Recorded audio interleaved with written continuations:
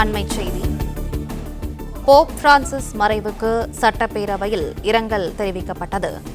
கத்தோலிக்க திருச்சபையின் தலைவர் போப் பிரான்சிஸ் மறைவுக்கு சட்டப்பேரவையில் இரங்கல் தெரிவிக்கப்பட்டது.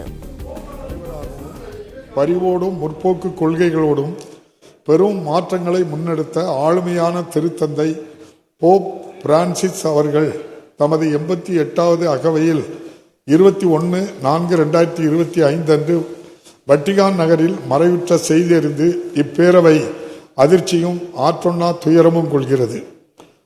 போப் பிரான்சிஸ் அவர்கள் இரக்கம் மிகுந்தவராக, முற்போக்கு குரலாக, பணிவு, அறநெறிசார் துணிவு மற்றும் ஆழமான மனிதநேயத்துடன் திருப்பிடத்தை வழிநடத்தினார். வறியவர் மீதான அர்ப்பணிப்பு, புறக்கணிக்கப்பட்டவர்களுக்கான அரவணைப்பு, நீதி, அமைதி மற்றும் மதங்களுக்கு இடையிலான உரையாடல்களுக்கான அவரது முன்னெடுப்புகள் ஆகியவை கத்தோலிக்க உலகத்தை தாண்டியும் அவருக்கு பெரும் மரியாதையும் பெற்றுத்தந்தன. அன்னாரது மறைவினால் அவரை இழந்து துயருற்றிருக்கும் வட்டிகான் கத்தோலிக்க திருச்சபைக்கும் உலகெங்கும் வாழும் கத்தோலிக்க கிறிஸ்தவ மக்கள் உள்ளிட்ட அனைவருக்கும் இப்பேரவை தனது ஆழ்ந்த இரங்கலையும் அனுதாபத்தினையும் தெரிவித்துக் கொள்கிறது.